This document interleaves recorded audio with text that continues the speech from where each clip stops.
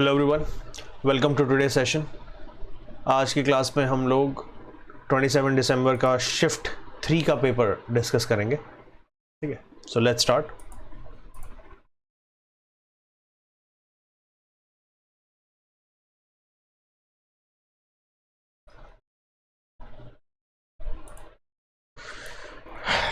All right, function R से R defined है। ये बताता है कि x की वैल्यू कहाँ से कहाँ तक लेनी है, एक तरह से डोमेन बोल दो। ये बताता है y की वैल्यू कहाँ से कहाँ तक लेनी है, रेंज तो नहीं, को डोमेन बोल लो। मतलब x की क्या क्या वैल्यू अज्यूम करनी है, y की क्या क्या वैल्यू को डोमेन के अंदर आएगी। ठीक है, क्वेश्चन वो है 1 1 ऑन 2 के बारे में ही है। ठीक है, पहले तो नाम क्लैरिफाई कर लेते हैं क्या क्या होते थे। इंजेक्टिव, इसका मतलब होता है 1 1, और सरजेक्टिव इसका मतलब होता है ऑन टू। ठीक है, तो तुमसे 1 1 ऑन 2 पूछ रहा है कि है या नहीं है। ठीक है, तो मैंने ये बताया कि ये जो x की वैल्यूज़ हैं ये डोमेन हो गई इसकी, कि x में क्या क्या वैल्यू रखी हुई है, ये y में क्या क्या वैल्यू रखी हुई है, वो कोडोमेन है। ठीक है, अगर थोड़ा बहुत फंक्शंस का आइडिया तो बस समझ में आ रहा होगा मैं क्या कह रहा हूँ। ठीक है, अब बोल रहा है फंक्शन साइन एक्स है तो is not a relation, is surjective but not injective. ठीक है, तो देख लेते हैं 1 1 ऑन 2 के बारे में। कहाँ गया, ग्राफ ही बनाते हैं, ग्राफ से जल्दी आ जाएगा थोड़ा, इसलिए कर रहा हूँ। ठीक है, साइन एक्स का जो ग्राफ होता है वो 0 से स्टार्ट होता है, π/2 पे 1 हो जाता है। ठीक है, फिर π/2 से पाई पे फिर 0, फिर ऐसे जाके पीछे, और यही चलता रहेगा। ठीक है, and this will keep on going. अच्छा, ये ऐसा नहीं है सिर्फ राइट में, लेफ्ट में भी यही है।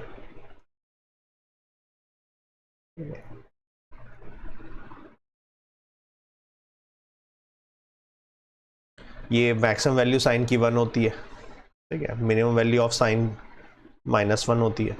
ठीक है, तो 1 1 1 1 ये कहता है कि हर x की वैल्यू के लिए एक यूनिक y होना चाहिए। ठीक है, प्रॉब्लम ये है यहाँ पे यूनिक y तो दिख रहा है ही नहीं। क्यों? क्योंकि देखो, मान लो मैंने एक ऐसे लाइन ड्रॉ करी। ठीक है, ये मान लो ये 1/2 की लाइन है। ठीक है,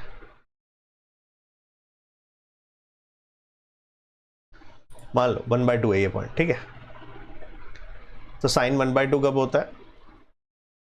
ठीक है, एक तो तुम्हारा क्या बोलते हैं 30 डिग्री पे। ठीक है, फिर 120 डिग्री पे, नहीं 120 नहीं, सॉरी 150 पे। ठीक है, तो मतलब मल्टीपल वैल्यूज़ हैं, हर x के लिए एक यूनिक y नहीं है, मल्टीपल है। जैसे 30 डिग्री या π/6, और ये पॉइंट होगा 5π/6, इन दोनों के लिए ही सेम y आ रहा है। ठीक है, तो 1 1 तो नहीं है। ठीक है, क्योंकि डोमेन ऑल रियल बोलिए, या तो वो डोमेन कंस्ट्रेंट करे, कैसे करे कि वो खाली यहाँ तक करे कि -π/2 से π/2 इसके बीच में अगर बात करें तो हो सकता है।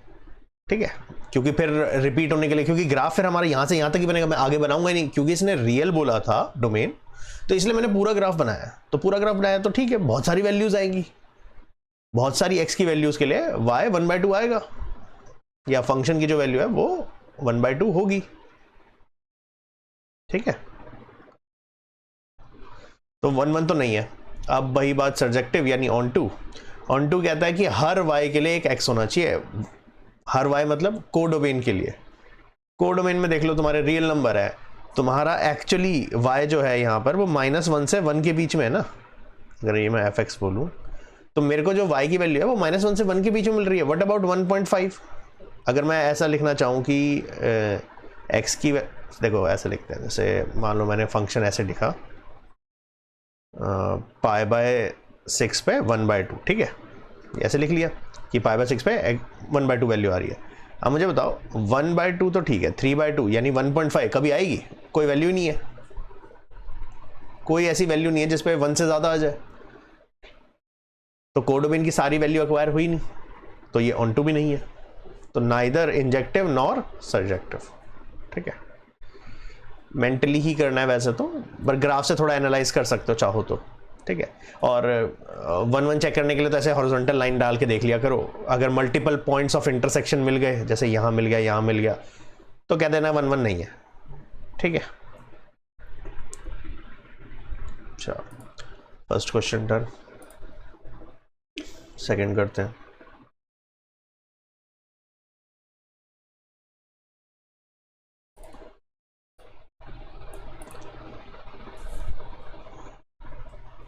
अच्छा, ये बेसिकली ना थोड़ा सा लिखने का स्टाइल चेंज किया। हम इसे ऐसे बुक में ऐसे लिखा जाता है, NPR ऐसे करके लिखा होता है, इसने n यहाँ पे लिखा हुआ है, तो कोई बात नहीं, उससे कोई फ़र्क नहीं पड़ता। होता क्या है, n factorial upon n minus r factorial.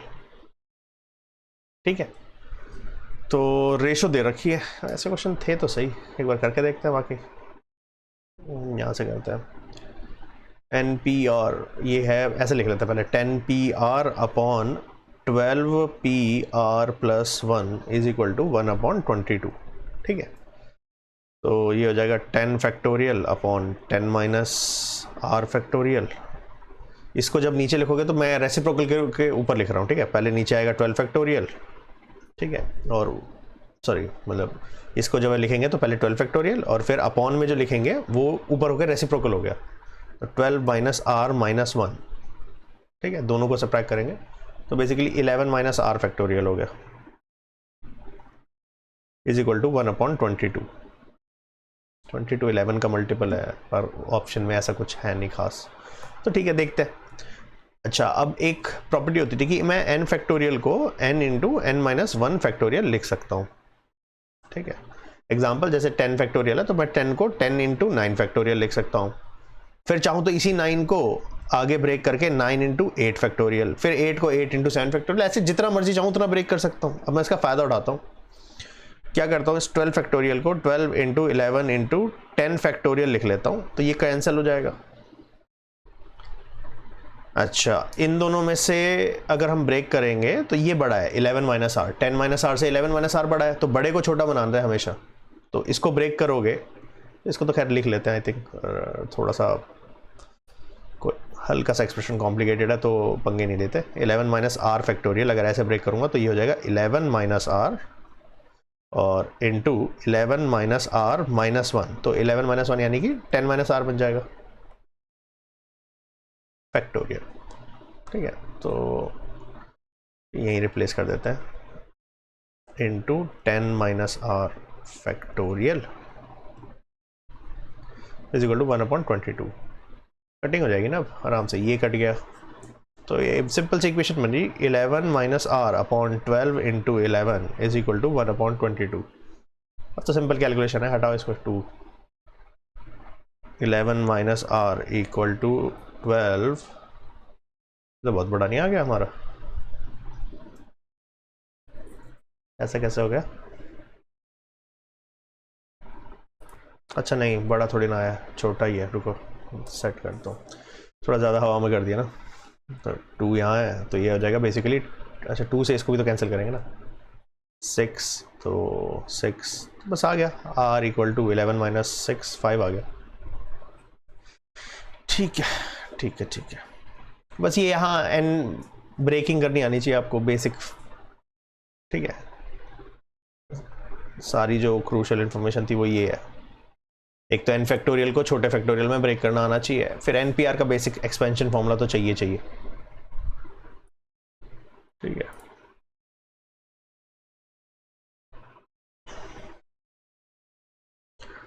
Next question.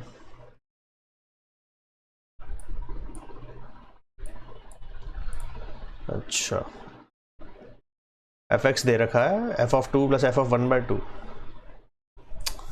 क्या टाइम पास करा रहा है, f(2) 2 माइनस 1/2, f(1/2) तो 1/2 -2, जब दोनों को ऐड करोगे तो 2 से 2, ये कट गया। क्या मतलब है, छोड़, आसान क्वेश्चन है, कर लो खत्म, कोई बात नहीं, ठीक है। नेक्स्ट देखते हैं।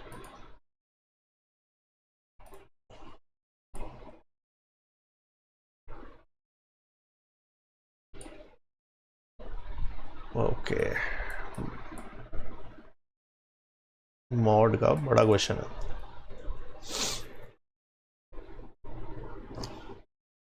ये लेंदी भी है।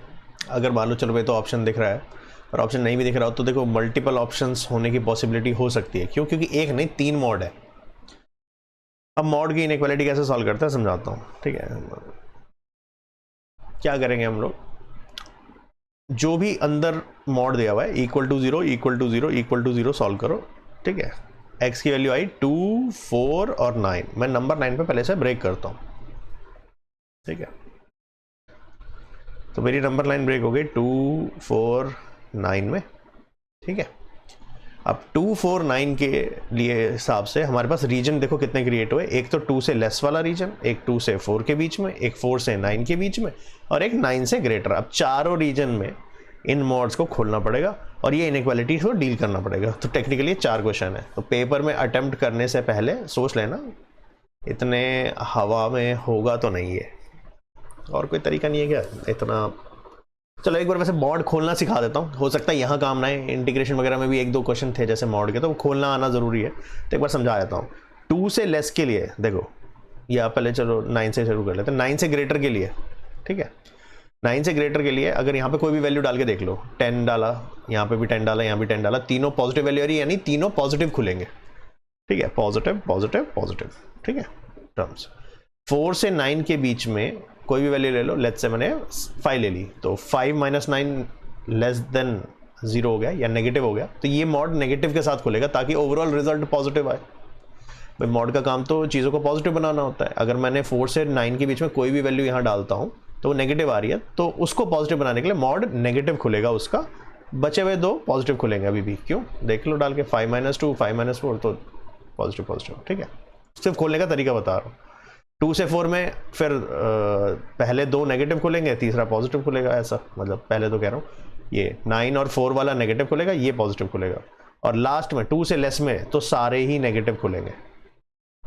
तो अगर मैं खाली इस रीजन की बात करूँ तो ये -(x - 2) -(x - 4) -(x - 9), ठीक है, तीनों नेगेटिव खुला। इस रीजन के लिए बात कर रहा हूँ मैं। Less than equal to 15 solve करोगे, उसका एक आंसर आएगा, उस आंसर को यहाँ से वेरीफाई कराना पड़ेगा। कैसे? मतलब इसके साथ हमने कौन सा लिया, केस 1 था ना हमारा, case 1 x is less then 2। जो भी आंसर आएगा, ठीक है, x बिलोंग्स टू जो भी आया, उसको और इसको कंडीशन को और इसको इंटरसेक्शन लेना पड़ेगा। अगर एक्सेप्ट हो गया तो ठीक है, नहीं तो रिजेक्ट भी हो जाते हैं, ठीक है। हो सकता है लेस देन 2 यहाँ पे सॉल्व होकर आ रहा हो, ग्रेटर देन 5, तो फिर मतलब ही नहीं है, ठीक है। तो ऐसे करके 1 2 3 4 बार सॉल्व करने का पड़ेगा। 4 बार नहीं करते यार, पेपर में MCQ क्वेश्चन है। एक काम करो,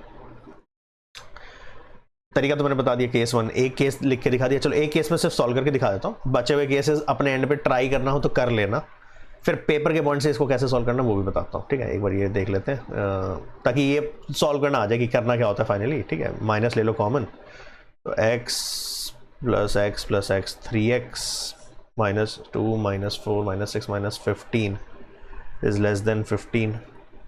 इनइक्वालिटी नेगेटिव से मल्टीप्लाई कर दो, साइन चेंज हो जाएगा, तो 3x - 15 इज ग्रेटर देन -15, ऐसे हो जाएगा। तो 3x इज ग्रेटर देन 0,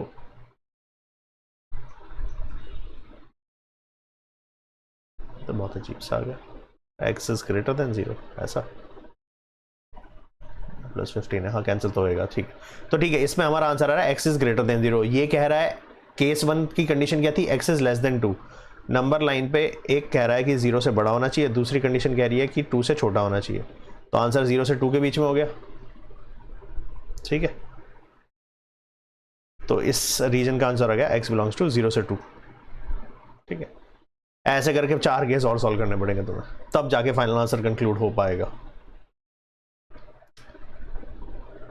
छोड़ो, एक काम करो, जो ये वैल्यूज दी है ना, इन वैल्यूज पे खेलना शुरू करते हैं बस, और चेक करते जाते हैं। कैसे? मैं फर्स्ट केस चेक करना दिखाता हूँ, ठीक है, क्योंकि ये 4 केस सॉल्व करने से 4 केस चेक करना फास्टर रहेगा। ठीक है, इसको थोड़ा सा सरका देते हैं।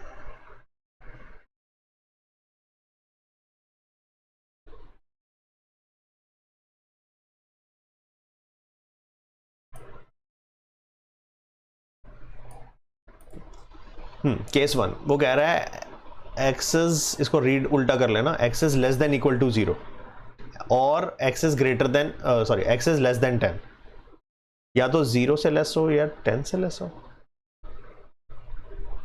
और sorry x is less than equal to 0, x is less than equal to 10, या तो 0 से लेस हो या ये हो। तो इसका यूनियन अगर लेंगे, और है ना,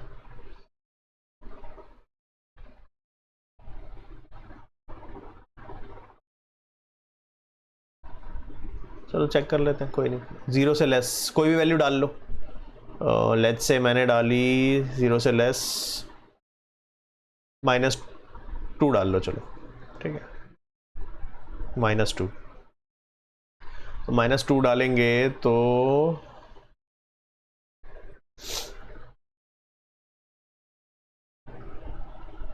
-4 का 4, -2 डाली, -6 का 6, -11 सॉरी -2 डाले, हाँ -2 -11 का 11 इज लेस देन 15, 6 + 4 10 और 11 है ना, सॉरी हाँ 6 4 10 21, 21 इज लेस देन 15 नहीं, तो ये तो रिजेक्ट ही हो गया, लेस देन 0 वाला। अगर यही रिजेक्ट हो गया तो ये पूरा ऑप्शन ही रिजेक्ट हो जाएगा, छोड़ो। ठीक है, तो फर्स्ट ऑप्शन रिजेक्ट हो गया। सेकंड ऑप्शन की बात करते हैं, 0 से 10, इस पे भी देखो थर्ड ऑप्शन और सेकंड ऑप्शन बहुत क्लोज है। ठीक है, या फोर्थ ऑप्शन, देखो फोर्थ ऑप्शन भी रिजेक्ट हो गया वैसे, क्योंकि इसमें भी ये लेस देन इक्वल टू 0, तो ये भी गलत ही प्रिंट हुआ है, या तो प्रिंट गलत हुआ है मेरे को लग रहा है, ये या तो ऐसे डलना चाहिए था, नहीं तो फिर से अगर यही ऑप्शन सही में लिखा है तो गलत ही है फिर ये तो। ठीक है, अब बची बात 0 से 10, 0 से 10। अब वो प्रॉब्लम ये है कि इन दोनों ऑप्शंस को अगर एलिमिनेट करना है तो इक्वालिटी को ही है डिफरेंस, हमें इक्वालिटी से ही प्रॉब्लम है, तो इक्वालिटी को ही डील करो। फिर एक काम करो, x = 0 और x = 10 इन्हीं को चेक करना ज़रूरी है बस, कि कंसीडर होने चाहिए नहीं होने चाहिए। सिर्फ 0 के चेक कर लेते हैं, चलो 0 डाल दो, तो 2 + 4 + 9, 9 4 13 15 is less then 15, 15 is less then 15। क्या 15 लेस देन 15 कंसीडर होगा? क्या ये ट्रू लिखूं या फॉल्स? फॉल्स है, 15 इक्वल टू 15 होता है, लेस देन थोड़ी ना होता है, फॉल्स है ये तो यानी इक्वालिटी नहीं आनी चाहिए, यानी 0 पे इनइक्वालिटी आनी चाहिए, इक्वल नहीं लिखना चाहिए, तो इस वजह से ये ठीक है। तो फिर तो हो गया, बस एलिमिनेट ही तो करना था, ये एलिमिनेट हो गया तो ये सब एक्सेप्ट हो गया। आई थिंक वैल्यू डाल के फिर भी जल्दी हो जाएगा। ये 4 केस बना के आई विल नॉट रिकमेंड कि तुम सॉल्व करो, और गिवन दैट 1 2 3 मॉड है। ठीक है, बस तो बताया था कि मॉड वॉड खोलने का तरीके, ठीक है, बट मत लो पंगा, इतना वर्थ नहीं है एक क्वेश्चन पे इतना टाइम स्पेंड करना। जब ऑप्शन है तो ऑप्शन से चेक कर लो, कोई डाल के चेक कर लो यार, मॉड है वैसे भी डील करना आसान है, नंबर्स डालने के बाद आसान हो जाता है, नंबर डाले बिना तो फिर टिपिकली रहता है। ठीक है, चलो ये हो गया।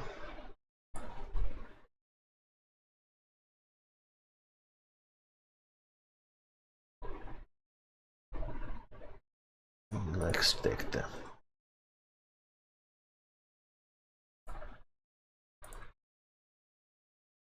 ये भी मॉड, क्या बात है, मॉड बहुत पसंद आ गया इन्हें। क्वेश्चन को थोड़ा सा भी टफ बनाना ना, मॉड डाल दो। x - 4 का mod upon x - 4 greater than equal to 0, तो ठीक है खोलते हैं। फिर वही वाली बात, अब यहाँ पे तो खोल के देखना ही पड़ेगा, क्योंकि सिंगल मॉड है तो डील कर लेते हैं। अंदर वाली चीज़ को इक्वल टू 0 सॉल्व करो, x = क्या आ रहा है, 4 आ रहा है, तो नंबर लाइन बना लेते हैं, ये तो अपने आइडिया के लिए बना रहे हैं, ठीक है। 4 से बड़ी वैल्यू कोई भी चूज करो, यहाँ पे 5 मान लो डाल दी, तो 5 - 4 पॉजिटिव, मतलब मॉड कैसे खुलने वाला है, पॉजिटिव के साथ खुलेगा। 4 से लेस के लिए नेगेटिव खुलेगा, ठीक है। जो भी क्रिटिकल पॉइंट होता है उससे बड़ी कोई भी वैल्यू डाल के चेक कर लो। वैसे उसी पॉइंट से हमेशा बड़ी वैल्यू पे पॉजिटिव खुलता है, छोटी वाली वैल्यू पे नेगेटिव खुलेगा, ठीक है। तो जब ये डिसाइड हो गया, ठीक है, तो let's open this now. Case बनाते हैं, केस 1,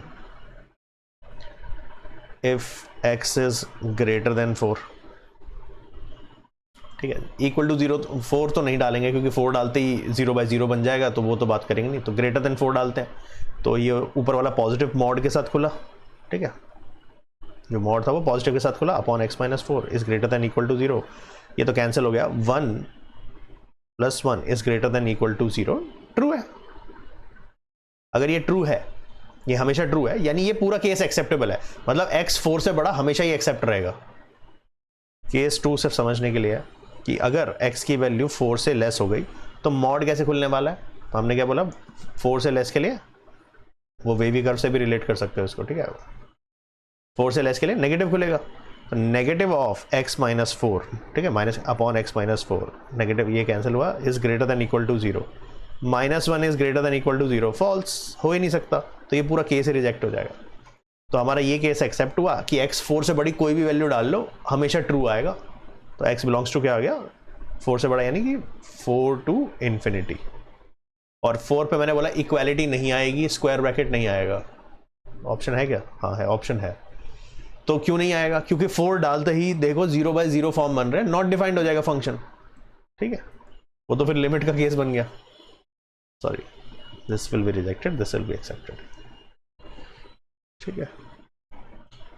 इनइक्वालिटी में मॉड के क्वेश्चन थोड़े टिपिकल हो जाएंगे, बाकी तो ठीक है। ये नेक्स्ट क्वेश्चन,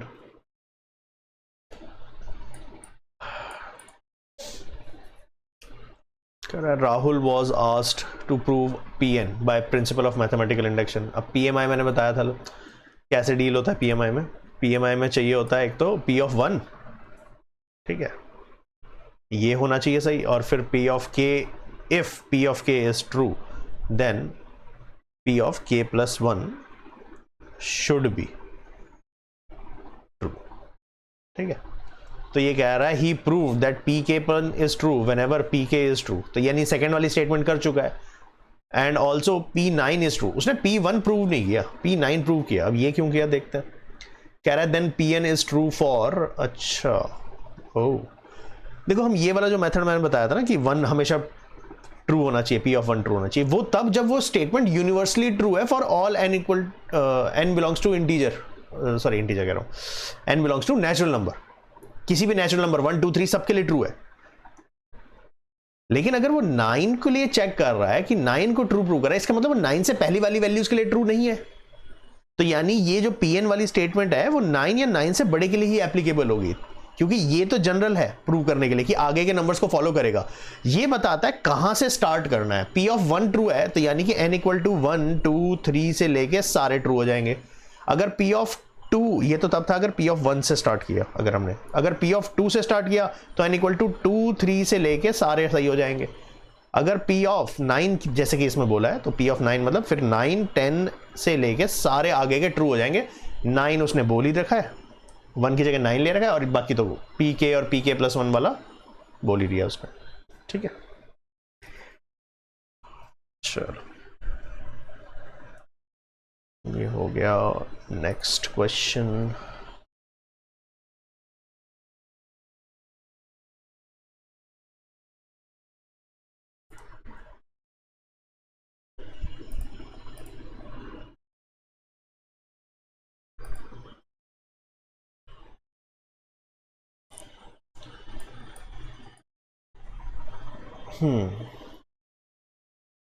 पोलर फॉर्म पूछ रहा है कॉम्प्लेक्स नंबर की।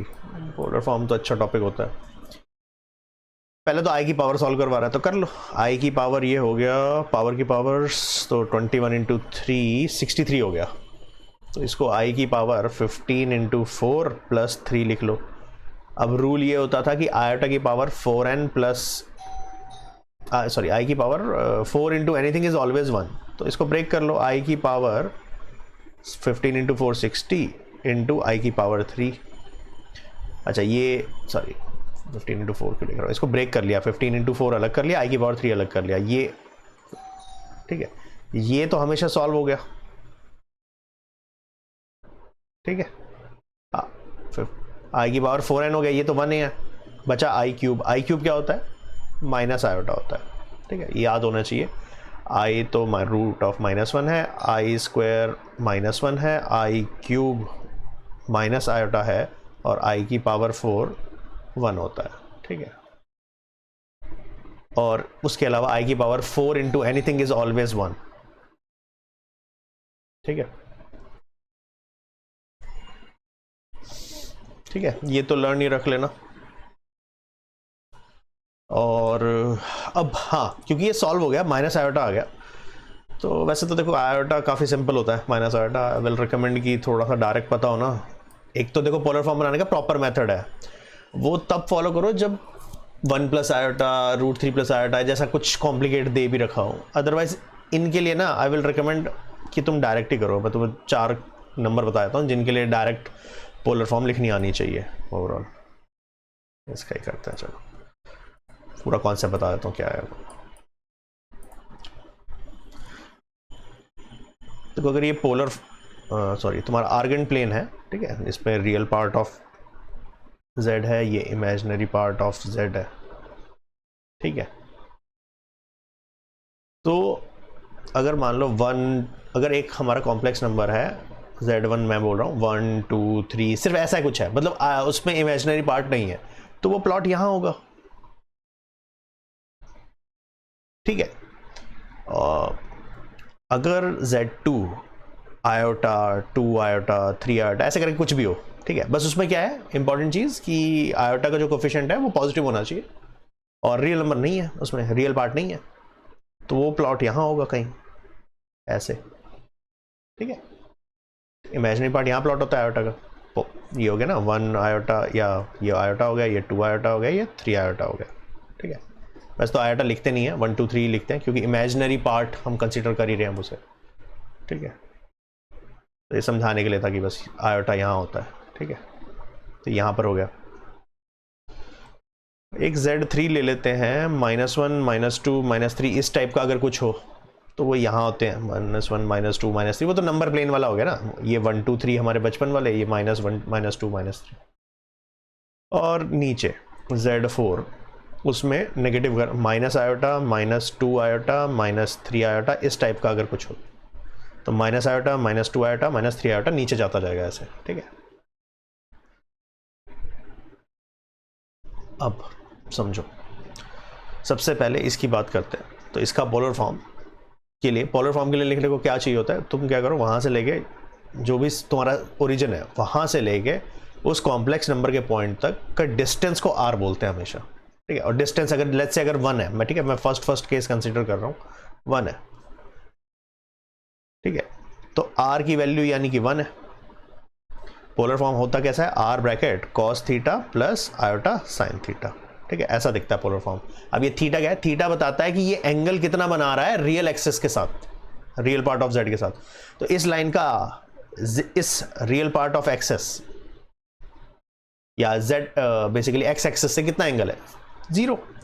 तो मैं ये बोल सकता हूँ इसका जो पोलर फॉर्म होगा वो 1 bracket cos 0 plus iota sign 0 होगा फॉर z1, ठीक है। z2 का देख लो, z2 का क्या हो जाएगा, ये आयोटा के लिए या 2 आयोटा किसी के लिए भी कर लो, चलो 2 आयोटा के लिए कर लेते हैं इस बार। अब 2 आयोटा है अगर z2, तो उसका भी पोलर फॉर्म लिखने के लिए 2 आयोटा यहाँ पर होगा, ठीक है, 2 आय। तो यहाँ से ओरिजिन से यहाँ तक का डिस्टेंस कितना हो जाएगा, ये वाला 2, ठीक है। तो इस बार जो r होगा वो 2 के बराबर होगा, तो डाल दो इसमें पोलर फॉर्म में, ये पोलर फॉर्म तो यही है, तो 2। और रही बात थीटा की, थीटा तुम देखो यहाँ से x से मेजर करोगे, ठीक है, real part of z axis से मेजर करोगे, और वो भी पॉजिटिव वाला, ये भी नहीं कि नेगेटिव, ये भी तो real part of x Z वो है तुम्हारा, रियल पार्ट ऑफ जेड है, ठीक है। तो इस एक्सिस से हमेशा पॉजिटिव वाले पार्ट से मेजर करेंगे, ठीक है। तो ये कितना एंगल है 90 डिग्री या π/2, तो ये सिंपल हो गया directly cos π/2 plus iota sine π/2 directly, ठीक है। और आई थिंक अब तुम्हें समझ में आ रहा होगा कि वो Z3 Z4 का क्या करना है। Z3 Z4 में बस एंगल बदलेगा और कुछ नहीं। जब Z3 करोगे, ठीक है, Z3 ले लेते हैं -3 ले लो, चलो -3, ठीक है। तो -3 जब प्लॉट करोगे तो ये यहाँ है -3, तो इसका डिस्टेंस ये R3 3 है इस बार, तो ये हो जाएगा 3, और इसका एंगल देख लो, बस यहाँ से मेजर होगा हमेशा। तो ये एंगल कितना हो जाएगा यहाँ से यहाँ तक, अगर तुम एंटी क्लॉकवाइज चलोगे तो पाई, ठीक है, और क्लॉकवाइज चले तो -π, दोनों चूज कर सकते हो। देखो ये चीज समझ लेना, और ये एंगल की बेसिक डेफिनेशन में बताया जाता है कि एंटी क्लॉकवाइज को पॉजिटिव लेते हैं, क्लॉकवाइज को नेगेटिव लेते हैं। तो अगर तुम ऐसे चले, ठीक है, ऐसे, ठीक है, तो पाई लिया जाएगा, और अगर इस तरह से चलोगे तो -π लेना पड़ेगा, ठीक है। अब वो मर्जी तुम्हारी है, तुम्हें जो पसंद आ रहा है तुम ले लेना। ऑप्शन में भी कभी कभी होता है कि देखो या तो खुद लिखना हो या तो ऑप्शन चूज करना, ऑप्शन में जो देगा वो सबसे लगेंगे। तो हम इसको 3 cos π प्लस आयोटा साइन π ऐसे भी लिख सकते हैं, या फिर 3 cos -π प्लस आयोटा साइन -π ऐसे भी लिख सकते हो। और फिर वो नेगेटिव एंगल कॉस और साइन के अंदर बाहर आता है या नहीं आता, वो उससे डील कर सकते हो कि कॉस के अंदर तो नेगेटिव लिखो ना लिखो फर्क नहीं पड़ता, ठीक है। अब बचा Z4, Z4 में माइनस आयोटा ले लेते हैं क्योंकि हमारा माइनस आयोटा का केस आया था, ठीक है। न्यूरा पेन, चलो छोड़ो, ठीक है, हो गया। माइनस आयोटा का केस था, तो Z4 के लिए हम क्या करेंगे, माइनस आयोटा यानी यहाँ पर आगे नीचे 1, ठीक है, इसको ऐसे, तो R की वैल्यू होगी 1। R ध्यान रखना हमेशा डिस्टेंस मेजर करता है, -1 नहीं बोलेंगे हम, ठीक है। R जो है वो ओरिजिन से सिर्फ डिस्टेंस होता है, डिस्टेंस कभी नेगेटिव होता नहीं है। तो 1, R तो हो गया 1, और इसका एंगल, अब तुम्हारे पास यहाँ भी एंगल लेने के 2 तरीके हैं। अब एंगल ध्यान से समझना है इसका, या तो तुम एंगल ले लो ऐसे पूरा घूम के यहाँ तक, तो ये कितना हो गया 90 90 90 यानी कि 270 या 3π/2 पॉजिटिव वाला, या फिर तुम ऐसे चल लो जो कि छोटा रास्ता है, तो ये लेकिन क्योंकि 90 डिग्री है लेकिन क्लॉकवाइज है तो -π/2, ठीक है। तो तुम्हारी मर्जी है, अगेन कैसे भी लिख सकते हो। तो इसका आंसर आ जाएगा 1 cos 3π/2 प्लस आयोटा साइन 3π/2, एक तो ये ऑप्शन हो सकता है। उसके अलावा 1 cos of -π/2 plus iota sine -π/2, ये भी ऑप्शन हो सकता है, दोनों ही एक्सेप्टेबल होंगे। अब वो तो ऑप्शन कैसा दिया गया है वो तुम्हें देखना पड़ेगा, ठीक है। तो ये 4 टाइप के सिंपल पोलर फॉर्म होते हैं जो आपको डायरेक्टली पता होना चाहिए, क्योंकि इसमें एंगल π/2 3π/2 ऐसे सब होता है, तो वो तो तुम इमेजिन करके वैसे भी कर सकते हो। ये तो मैंने बना के दिखाया है, तुम माइंड में कर लो अपने कि हाँ भाई आयोटा ऊपर होता है, माइनस आयोटा नीचे होता है, नीचे होगा तो -π/2 एंगल भी ले सकते हो, 3π/2 भी ले सकते हो। अब ऑप्शन देखते हैं इसमें क्या कर रखा है, π/2 वाला भी है, 3π/2 वाला भी है। तो लेकिन 3π/2 में प्लस आया था, देखो यहाँ पे 3π/2 देख के खुश मत हो जाना, प्रॉब्लम ये है कि पोलर फॉर्म में हमेशा प्लस होता है यहाँ पे। तो cos π/2 प्लस आयोटा साइन 3π/2 होता तो ये करेक्ट होता, क्योंकि यहाँ पे माइनस है तो ये गलत है, ठीक है। फिर -π/2 वाले से ही करना पड़ेगा, यानी अब इसमें ना वो प्रॉपर्टी लग जाएगी, देखो कि क्या प्रॉपर्टी हमारे पास होती थी कि cos के अंदर जो नेगेटिव एंगल होता है वो पॉजिटिव एंगल सेम ही रहता है, नेगेटिव मतलब बाहर नहीं आता, नेगेटिव कैंसिल आउट हो जाता है, जबकि साइन के अंदर अगर नेगेटिव एंगल होता है तो नेगेटिव जो है वो बाहर आ जाता है एंगल से, ठीक है। तो अगर इसको सॉल्व करोगे तो ये माइनस तो हट जाएगा, इसको हटा दो, या चलो लिख ही देते हैं अलग से, ये हो गया cos π/2, और इसका नेगेटिव बाहर निकाल लेना तो माइनस आयोटा साइन π/2, ये आंसर होगा। तो नेगेटिव होना चाहिए बीच में, हाँ ठीक है, फर्स्ट ही है। ठीक, कॉन्सेप्ट सिंपल सा था, उससे रिलेटेड जो भी था मैंने तुम्हें बता दिया है, देख लेना अब तुम। ठीक है, एक बार खुद करके देख लेना ये वाली चीज़ कि तुम ये खुद लिख पा रहे हो नहीं लिख पा रहे हो। 1 2 3 कुछ भी हो उससे कोई मतलब नहीं होता, उससे सिर्फ आर की वैल्यू चेंज होती है। ठीक है, एंगल जज करने आने चाहिए मेन, बस एंगल में गलती होती है। चलो, यही क्वेश्चन, लंबा कॉन्सेप्ट डिस्कस कर लिया।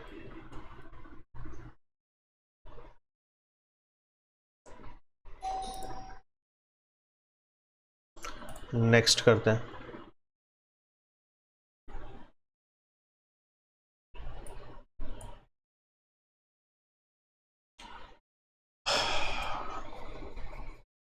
एक सेट दिया हुआ है जिसके अंदर कितने 4 एलिमेंट्स हैं, कह रहा है total number of distinct relation, तो उसका फॉर्मूला होता है 2 की पावर 2 की पावर n, 2 की पावर 2 की पावर 4, 2 की पावर 16। आगे तो सॉल्व किया नहीं है तो ठीक है, जितना दिया उतना ही करो, सीधा स्ट्रेट फॉरवर्ड क्वेश्चन था, direct number of distinct relations का पता होना चाहिए।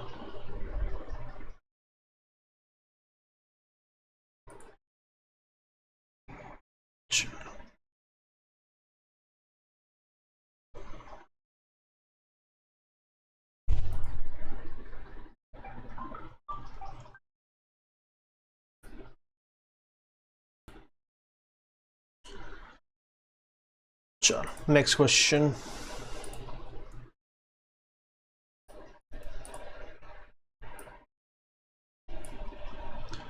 इंटीग्रेशन है,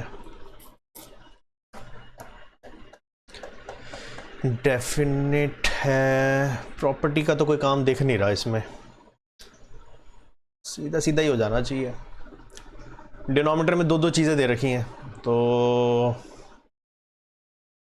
मान लेते हैं फिर सब्स्टिट्यूशन ही ट्राई करते हैं। इसमें सबसे ख़राब क्या लग रहा है, एक्स स्क्वायर माइनस 1 ही गंदा है। ठीक है, अगर मैं बोलूँ 1/x² root of x square minus 1 का इंटीग्रेशन दिया गया है तो उसमें यही ख़राब है सबसे, तो एक्स स्क्वायर माइनस 1 को t मान लो, होगा उससे? ओ नहीं होगा, चलो एक बार पहले दिखा देता हूँ क्यों नहीं हो रहा।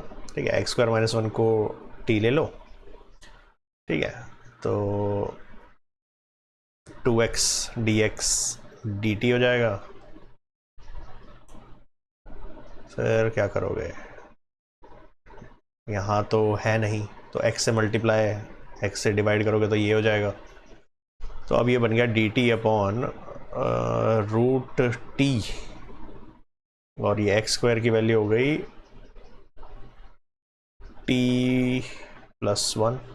गंदा तो अभी भी है ये, तो ऐसा तो नहीं होगा ये, बताता हूँ। ये थोड़ा वो वाला क्वेश्चन नहीं है, इसको मतलब नॉर्मल सब्स्टिट्यूशन से नहीं हो रहा। ठीक है, सिंपल बात, मतलब कोई अगर सोचे कि हाँ ठीक है सब्स्टिट्यूशन ट्राई करता है पर वर्क नहीं कर रहा, ठीक है, करके देख लिया मैंने, तो अब क्या करें फिर। तो इसमें ना एक स्टाइल होता है इंटीग्रेशन के अंदर कि कई बार ऐसा होता है कि स्पेसिफिकली ना हिंट यही होता है कि नीचे ना एक्स के फैक्टर होते हैं और पावर अजीब अजीब सी होती है। ये तो फिर भी पावर ठीक है, ठीक है, एक्स की पावर अजीब होती है। अब देखो मैं फोर्सेबली कुछ कर रहा हूँ, उससे कुछ होगा, एक्स की पावर -2 -1 -2 ही जाएगा।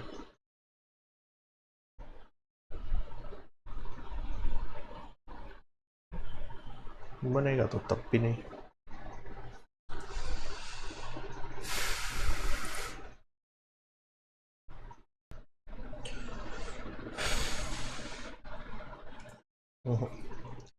वर्क नहीं करेगा।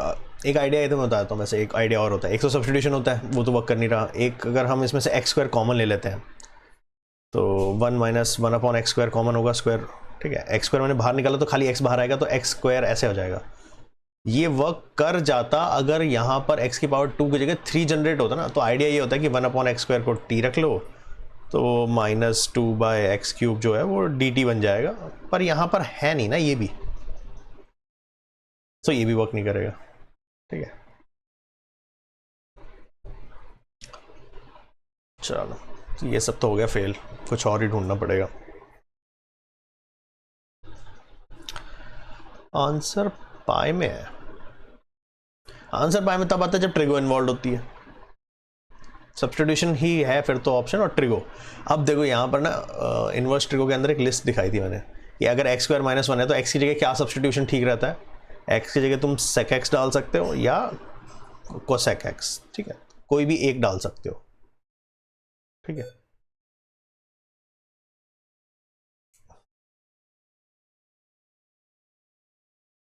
चलो ये हो गया। तो इंटीग्रेशन इसमें एक काम करते हैं, sec ही डाल लेते हैं, ठीक है। तो अगर sec x नहीं डाल सकते तो sec t ले लेते हैं, ठीक है। x equal to sec t, तो dx इज इक्वल टू क्या हो जाएगा, sec t tan t dt, ठीक है। और डालो, अब तो ऑप्शन क्या है, तो करके देखते हैं होगा तो। इंटीग्रेशन हो गया ये sec t square root of sec square minus one, जानबूझ के ऐसा रखा गया है कि वो tan t बन जाए, tan स्क्वायर आ जाएगा, ठीक है। sec square t minus one, ठीक है। dx की जगह डालना है sec t tan t dt, ठीक है। तो ये हो गया, ऊपर तो सेम रहेगा sec t tan t dt। नीचे कितना बढ़िया बन गया है, sec स्क्वायर माइनस वन क्या होता है, tan t, ठीक है। tan t into sec t वो कैंसिल हो जाएगा, sec t tan t हो गया ना, और ये ऊपर नीचे कैंसिल, बच गया सिर्फ इंटीग्रेशन dt। वाह, आंसर हो गया t, और लिमिट, और t था क्या एक्चुअली, t था, अगर यहाँ से t की वैल्यू निकालोगे तो t sec इनवर्स x है, तो यानी कि आंसर हो गया हमारा sec इनवर्स x, और इसमें लिमिट क्या चल रही है हमारी 1 से 2, ओके। तो अब ये सॉल्व करना है, sec inverse 2 minus sec inverse 1, ठीक है। अगर किसी को इनवर्स नहीं पता तो ऐसे समझ लो कि sec की वैल्यू 2 कब होती है, sec 2 तब होगा जब cos 1/2 होगा, cos 1/2 π/3 पे होता है। अगेन sec 1 कब होता है, जब cos भी 1 हो, और cos 1 कब होता है 0 पे, तो π/3 माइनस 0 π/3, अच्छा इसलिए आ रहा था पाए। अच्छा क्वेश्चन, अच्छा क्वेश्चन। सब्स्टिट्यूशन का स्टाइल थोड़ा अलग है, ठीक है। एक्स स्क्वायर वाले से वर्क नहीं कर रहा, वो रेसिप्रोकल वाले से भी नहीं कर रहा। ट्रिगो हिंट थी इसका, वो भी ऑप्शन से हिंट आया, अगर ऑप्शन ना होता तो हो सकता है हिंट भी ना आता ऐसा, ठीक है। अच्छा बढ़िया क्वेश्चन, नेक्स्ट देखते हैं।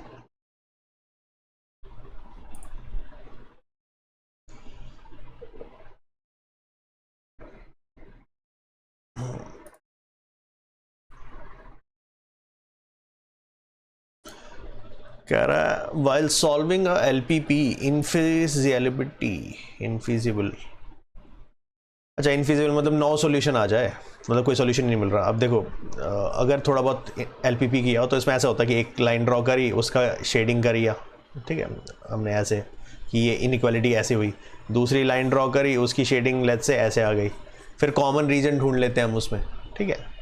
पर मान लो कुछ ऐसा हुआ कि मान लो एक लाइन ऐसे है, दूसरी लाइन पैरेलली बना देता हूँ भी तुम्हें, ऐसे है, ठीक है, या पैरेलल नहीं भी बनाते हैं तो फर्स्ट क्वाड्रेंट के अंदर रिस्ट्रिक्ट कर देते हैं, ठीक है। वैसे भी फर्स्ट क्वाड्रेंट के अंदर रिस्ट्रिक्टेड होती है हमारी। दूसरी लाइन ऐसी है, इसका रीजन यहाँ आ रहा है, इसका नीचे आ रहा है, तो कॉमन रीजन तो कुछ बना ही नहीं, और फर्स्ट क्वाड्रेंट के अंदर होना चाहिए, ठीक है। ये x greater than 0 y greater than 0 है कंडीशन, ठीक है। तो फिर सॉल्यूशन तो बना ही नहीं। अब इसे कहते हैं इनफिजिबल, कि सॉल्यूशन ही नहीं आया, ठीक है। तो how can this infeasibility be removed, तो तुम वो ऑप्शन दे रहा है कि वेरिएबल हटा दो एक, भाई वेरिएबल तो दोनों रखने पड़ेंगे ना, वेरिएबल हटाने से क्या हो रहा है, वेरिएबल ऐड कर दो, ज़्यादा वेरिएबल क्या कर लेंगे, वेरिएबल का तो कोई रोल ही नहीं है। प्रॉब्लम किससे हमें, कि ये जो कंस्ट्रेंट लिखी है, लेट्स से ये थी x plus y greater than, या हाँ ग्रेटर देन 40, और ये कुछ ऐसी लिखी हुई है x plus 2y let's say less than 20, मैंने रफली लिख दिया, मुझे नहीं पता ये है भी या नहीं है, ऐसे आइडिया के लिए लिख दिया, ठीक है, लेस देन 20, ठीक है। अब इनफिजिबिलिटी क्यों आ रही है? क्योंकि ओवरलैपिंग नहीं हो रही। अब ओवरलैपिंग करने के लिए क्या कर सकते हो तुम, आ किस ले रही है? क्यों? क्योंकि ओवरलैप नहीं हो रहा। लेट्स से इस इक्वेशन की वजह से या एक इस इक्वेशन की वजह से इन दोनों में से एक भी हट जाए तो कोई ना कोई फिजिबल सॉल्यूशन आ सकता है, मतलब एटलीस्ट एक रीजन तो मिल जाएगा। तो जो कंस्ट्रेंट है वो प्रॉब्लम है, जिसकी वजह से इन तुम्हें सॉल्यूशन नहीं मिल रहा। अगर तुम्हें सॉल्यूशन चाहिए तो फिर एक कोई कंस्ट्रेंट हटा दो। लेट्स से मैंने अगर ये कंस्ट्रेंट हटा दी तो हम मिल गया ना फिजिबल सॉल्यूशन। ये रीजन है पूरा, ये रीजन पूरा फिजिबल सॉल्यूशन है, इसमें ढूंढ लेंगे अपना। So you can remove a constraint to get a feasible region, और उसके हिसाब से फिर तुम कॉर्नर पॉइंट्स कैलकुलेट कर पाओगे। तो कंस्ट्रेंट ऐड करना सॉल्यूशन नहीं है, क्योंकि ऑलरेडी, क्योंकि मान लो 2 की वजह से फिजिबल नहीं आ रहा तो तीसरी कैसे फिजिबल ले आएगी? पहले उन दोनों को डील करना ही जरूरी है ना। चलो ठीक है, नेक्स्ट।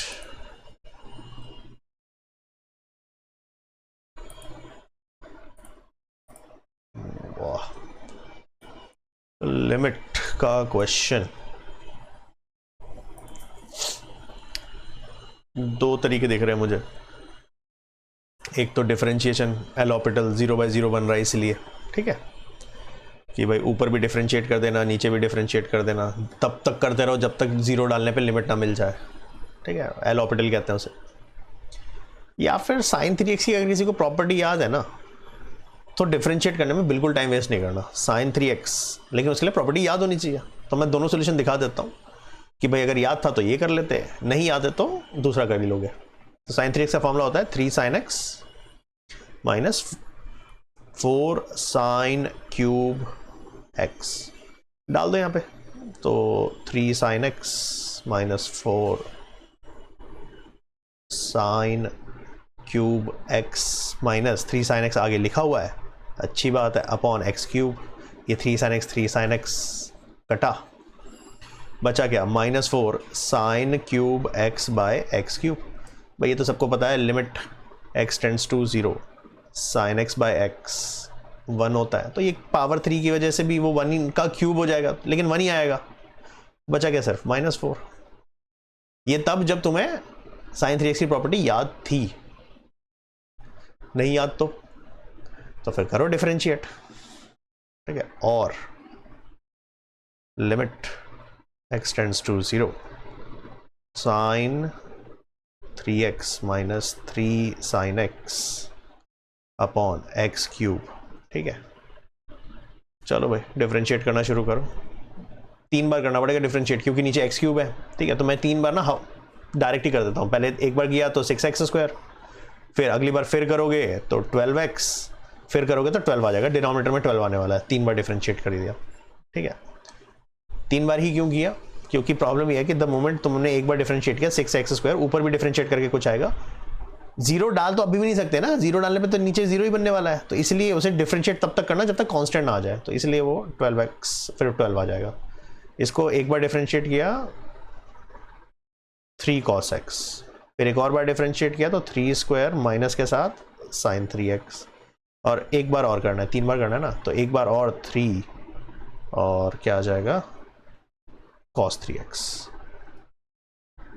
ठीक है, माइनस साइन का cos, cos का साइन, साइन का cos, ठीक है। 3 बार, ठीक है।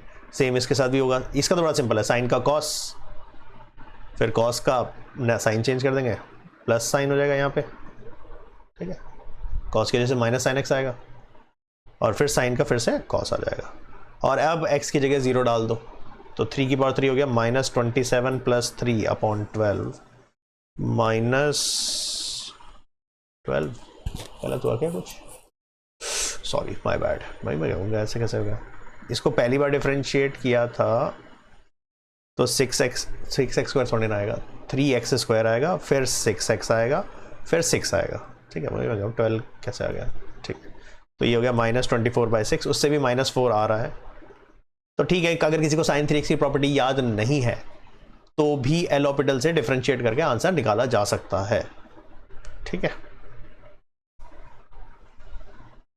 वरना बेसिक, फॉलो योर बेसिक, उससे जल्दी सॉल्व हो रहा है वैसे तो, बढ़िया कि हाँ प्रॉपर्टी लर्न होनी चाहिए। नेक्स्ट देखें,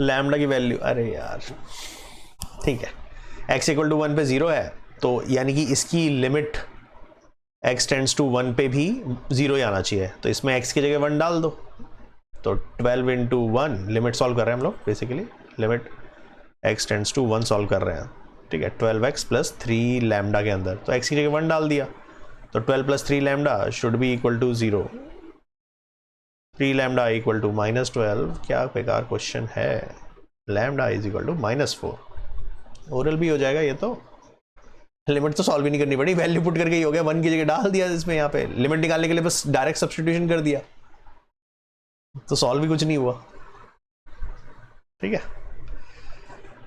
चल ये तो इजी क्वेश्चन था, एक आधे क्वेश्चन थोड़े से थे इसमें, वो तो हर पेपर में रहते हैं वैसे, कुछ क्वेश्चन आसान, कुछ क्वेश्चन सिंपल, कुछ टफ। कहाँ गया, हाँ ये रहा। अच्छा कुछ क्वेश्चन पेपर में ना सॉल्व करने वाले होते भी नहीं है, वो गैस कर लो या क्या बोलते हैं ऑप्शन से करने वाले होते हैं कुछ, पेपर में सॉल्व करने बैठे, अभी एक कौन सा था ऊपर क्वेश्चन इनइक्वालिटी वाला किया था ना, सॉल्व करने का थोड़ी ना, बैठ के पेपर में यही एक क्वेश्चन सॉल्व करोगे तुम। अच्छा क्यूब रूट ऑफ यूनिटी, अच्छा ठीक है, पहले क्यूब रूट ऑफ यूनिटी के बारे में बता देता हूँ कि भाई cube root of unity omega से रिप्रेजेंट होता है, which represents cube root of 1, तो तुम्हें लगेगा ये तो फिर कौन सी बड़ी बात है, लेकिन इससे एक रिलेशन निकल के आता है, मैं उसमें डेरिवेशन में नहीं जा रहा, एक तो ओमेगा क्यूब 1 होता है, ये पता होना चाहिए एक रिजल्ट, ये तो दिख ही रहा है यहाँ से, दूसरा एक हिडन रिलेशन आता है, वो प्रॉपर्टी से आएगा, ठीक है, वो होता है 1 plus omega square is equal to 0 होता है, ठीक है।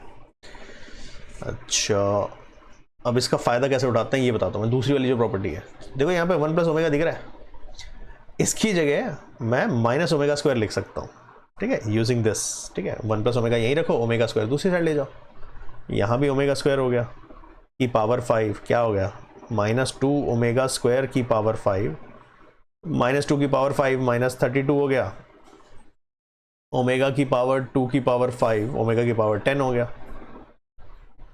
तो 32 माइनस में होना चाहिए, तो यहाँ भी है यहाँ भी है, ओमेगा 10 का क्या करना है, तो इसका इस्तेमाल कर लो, ओमेगा क्यूब 1 होता है, तो इसको omega cube into omega cube into omega cube ऐसे सोच लो, और एक ओमेगा, तो ओमेगा की पावर 10 बन गया 1 1 1 -32 ओमेगा, ठीक है, या 3 का मल्टीपल भी सोच सकते हो कि 3 इंटू 3 था, तो उससे भी 1 ही आएगा, ठीक है। चलो अब करते हैं, अरे बाप रे, कुछ क्वेश्चन पेपर में सॉल्व करने के नहीं होते, ये गंदा क्वेश्चन है, थोड़ा सा या तो बहुत फास्ट करो, ठीक है, अब मेरे को तो बेसिक से बताना पड़ेगा एक बार, ठीक है, एलपीबी का प्रॉपर क्वेश्चन दे दिया एमसीक्यू में, कह रहा यूनिक सॉल्यूशन है, मैक्सिमम वैल्यू जेड की क्या है क्या नहीं है, ठीक है, सॉल्व भी करना पड़ेगा। पहली रिकमेंडेशन x1 x2 में मत करना, मैं तो xy प्रेफर करता हूँ, ठीक है, कि क्वेश्चन x1 को x और x2 को y बना लेना, तो क्या है ना वो प्लॉटिंग करना आसान हो जाता है, अभी वरना कंस्ट्रेंट को x और y में लिख के नीचे उतार लेते हैं, नहीं तो जगह ही नहीं है यहाँ, तो x minus y less than equal to -1 एक कंस्ट्रेंट हो गई, दूसरी है 0.5x plus x y is less than equal to 2 second constraint, और x y greater than equal to 0 होना चाहिए, वो फर्स्ट क्वाड्रेंट वाली बात है, ठीक है। चलो इसको नीचे लेके चलते हैं, z is -x plus 2y, ठीक है, z भी लिख लेते हैं, z is -x plus 2y, चलो कर लेंगे। अब भाई एक काम करो, फटाफट ना लाइंस ड्रॉ करनी पड़ेंगी इसमें ना, पेपर में भी अगर तुम करोगे तो क्या करोगे, रफली ग्राफ बना के इसकी यही बनाते हैं, इसकी लाइंस ड्रॉ करो, x माइनस वाई, इसको इक्वालिटी मान के x minus y equal to 1 की लाइन ड्रॉ कर लो फटाफट, ठीक है, तो कैसे ड्रॉ करते हैं हम, यहाँ से मैं तो ऐसा करता हूँ कि y is equal to x plus one हो गया ये, सॉरी y इक्वल टू क्या बन गया, x माइनस वन।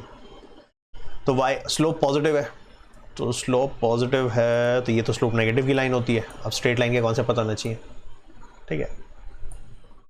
नहीं तो एक काम करो यार, तुम छोड़ो स्लोप लोप का, एक बार जीरो डालो, एक बार x को जीरो डाल लो, एक बार y को जीरो डाल लो, ठीक है। तो एक बार x को जीरो डाला तो y की वैल्यू, अच्छा ये माइनस वन है, ठीक है। एक बार x को जीरो डाला तो y की वैल्यू क्या आ गई, वन, तो यहाँ पे एक पॉइंट मिल गया। फिर एक बार y को जीरो डाल दो तो x की वैल्यू माइनस वन, तो ये ऐसे होगी लाइन, तो ये अपने आप ही बन गई तुम्हारी, ठीक है। पॉजिटिव स्लोप लोप, अगर तो किसी को डील करना आता है तो अच्छी बात है, नहीं तो बेसिक से ऐसे बना लो फिर, ठीक है। ये बन गई लाइन, बात खत्म, ठीक है। अच्छा less than equal to minus one है ना ये, तो इसमें काम करो, ओरिजिन डालना ज़रा, ज़ीरो ज़ीरो अगर हम डालेंगे, ठीक है। टेस्ट पॉइंट भी साथ साथ चेक कर लेते हैं, ज़ीरो ज़ीरो डालते हैं तो ज़ीरो ज़ीरो पे zero is less than equal to minus one, true, नहीं सॉरी ज़ीरो छोटा थोड़ा बड़ा है तो फॉल्स। तो जो लाइन है वो अवे होगी, ठीक है, ऐसे मतलब शेडिंग जो होगी वो इसकी ऊपर की तरफ होगी, ओके। फिर एक तो ये हो गया, ऊपर बनाएंगे लाइन, अवे फ्रॉम ओरिजिन हो गया ना, ठीक है। चेक कर लें एक बार कंडीशन, ऊपर क्यों जा रहा है,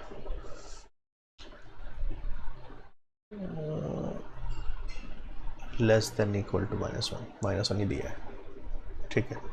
सेकेंड वाली कंस्ट्रेंट, इसमें एक बार x को ज़ीरो डाल दो तो y की वैल्यू आ गई टू, ठीक है, 0.5x plus y equal to two, ठीक है। तो x को ज़ीरो डाला तो y की वैल्यू आ गई टू, ये कितना आया था, वन आया था ना, टू, तो और ऊपर है, अच्छा ठीक है।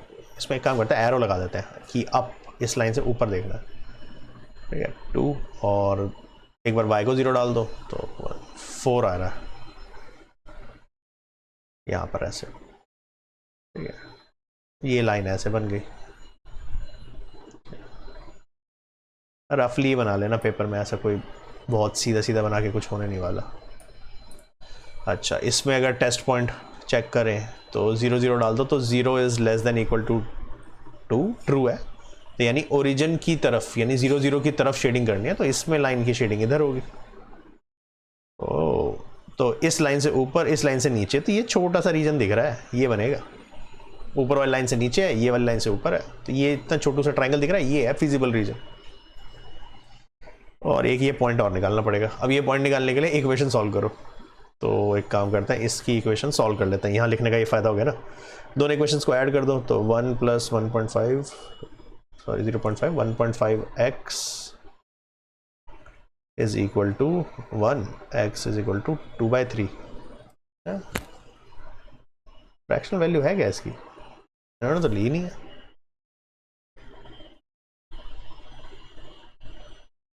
हमारी क्यों आ रही है फिर, इक्वेशन ठीक है ना, 2 1 कैंसिल, अच्छा यार माइनस 0.5 था, कॉपी गलत कर लिया, शिट, लाइन की ओरिएंटेशन चेंज हो जाएगी। ज़ीरो डालोगे तो y तो 2 आएगा, वो तो ठीक थी, और इसको ज़ीरो डालोगे तो -4 आएगा, अरे यार थोड़ा सा, चलो एक बार घुमा लेते हैं,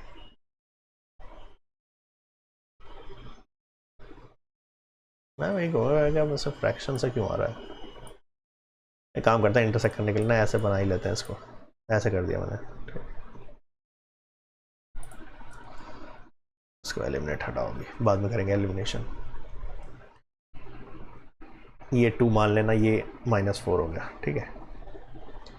तो ठीक है, वो फिजिबल रीजन थोड़ा बड़ा सा बन गया, अब और क्या। अब निकालते हैं point, x minus y equal to -1 minus 0.5x plus y equal to 2, equations को ऐड किया तो 0.5x equal to 1, x equal to 2, अच्छा अब ठीक है, ठीक है। ये 4 भी हटा दो, इसका कोई काम नहीं, ठीक है। और x की वैल्यू 2 है तो 2 + 1 3, तो y की वैल्यू 3 है, 2,3 ये पॉइंट्स हैं। ये हो गया 0,1, ठीक है, ये 0,1 हो गया, ये 0,2 हो गया, ठीक है, और 2,3, 3 पॉइंट मिल गया हमें। अब देख लेते हैं 0,1, 0,2, 2,3 मल्टीपल ऑप्शंस हैं, चेक करने पड़ेंगे सारे। क्या करना क्या है, मैक्सिमाइज। चलो एक नेगेटिव मिस हुआ, इस वजह से गलत हो गया question. z is equal to minus x plus 2y, ठीक है। कॉर्नर पॉइंट की लिस्ट बना लेते हैं। एक कॉर्नर पॉइंट 0,2, ठीक है। इस ऑप्शन के हिसाब से x1 x2, ठीक है, हमने xy लिए थे, ऑप्शन के हिसाब से x1 x2, 0,2, 0,1 और 2,3 डाल के देखो, इसमें डालो माइनस एक्स प्लस 2y पर, चेक कर लो पहले ये, ठीक है, डालो।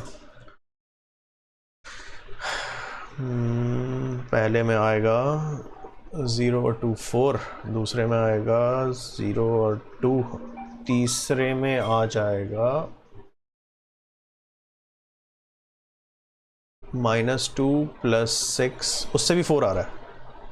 तो 2 पॉइंट है जिस पे मैक्सिमम है, मतलब मैक्सिमम वैल्यू अकर हो रही है 0, 2 और 2, 3 पे, 0, 2 और 2, 3 पे। ये रहा ऑप्शन, लेंथ ये पहले बता रहा हूँ, ये तो इतना वो तो नहीं था आसान, मतलब टफ नहीं है बट लेंदी है। हाँ, तो पेपर में टाइम बचे तो ये वो वाले क्वेश्चन है जो तुम बाद में अटेम्प्ट करना, जब तुम्हें लगे कि हाँ बाकी सारे क्वेश्चन कर लिए या टाइम बच गया है, चलो अब कर लेते हैं, ठीक है। नेक्स्ट देखते हैं।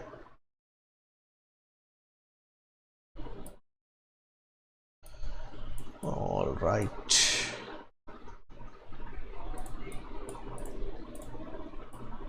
रेंज मांग रहा है फंक्शन की। भाई स्क्वायर रूट का जो भी आंसर आता है वो हमेशा ग्रेटर देन 0 तो होता है, तो रेंज 0 से ही स्टार्ट होनी चाहिए, नेगेटिव तो आ ही नहीं सकता स्क्वायर रूट का आंसर, ठीक है। तो नेगेटिव वाला ऑप्शन तो वैसे ही गलत था। अब रेंज निकालने के लिए डोमेन भी समझनी चाहिए वैसे तो। डोमेन के बिना तुम्हें फिर रेंज समझ में नहीं आएगी, नहीं तो, ठीक है। चलो डोमेन रेंज पूरे दिखाता हूँ यहाँ पे। डोमेन निकालने के लिए क्या करना पड़ेगा, डोमेन ये कहती है कि x की वो वाली वैल्यूज जिसके लिए फंक्शन डिफाइंड हो, कोई भी वैल्यू है हमें उससे कोई मतलब नहीं, बस वैल्यू डिफाइंड होनी चाहिए। अब प्रॉब्लम क्या है कि स्क्वायर रूट के अंदर नेगेटिव वैल्यूज अलाउड नहीं है, स्क्वायर रूट के अंदर हमेशा पॉजिटिव वैल्यू होनी चाहिए, अंदर पॉजिटिव होना ही चाहिए, ठीक है। तो अंदर है क्या हमारे पास 36 - x², पॉजिटिव मतलब ग्रेटर देन 0 होना चाहिए, ठीक है, ऐसे समझना, ग्रेटर देन 0। तो अब ये सॉल्व कर लो, कैसे करोगे इसको, तो ये इसको उल्टा कर दो, x² - 36 is less then 0, negative से मल्टीप्लाई कर दिया, इनइक्वालिटी का साइन चेंज कर दिया, x + 6 x - 6 less than 0। Critical point वाला कॉन्सेप्ट डिफरेंशिएशन में भी आता है, वैसे भी आता है। ये हो गया -6 6, कहाँ से, इनके इक्वल टू 0 वाले पॉइंट निकाल लिए। फिर वेवी कर्व हमेशा पॉजिटिव से स्टार्ट होकर ऐसे बनता है, पॉजिटिव नेगेटिव पॉजिटिव। किसी को नहीं पता चल रहा कि कैसे बनाया, तो कोई भी वैल्यू 6 से बड़ी इस एक्सप्रेशन में डाल दो, मान लो 7 डाली तो 7 + 6 पॉजिटिव, 7 - 6 भी पॉजिटिव, तो ओवरऑल रिजल्ट पॉजिटिव आ गया। -6 से 6 के बीच में कोई वैल्यू डाल दो, 0 डाल दी, 0 + 6 positive, 0 - 6 negative, positive negative negative ही आएगा। और 6 से कोई भी छोटी वैल्यू, सॉरी -6 से कोई भी छोटी वैल्यू डाल दो, लेट्स से -7 डाला तो ये भी नेगेटिव, दो नेगेटिव मिलके पॉजिटिव बनाएंगे, तो ये वेवी कर्व होता है। और ये सिंपल वाले एक्सप्रेशन में तो आई विल से कि याद ही होना चाहिए कि पॉजिटिव ऑल्टरनेट चलता है।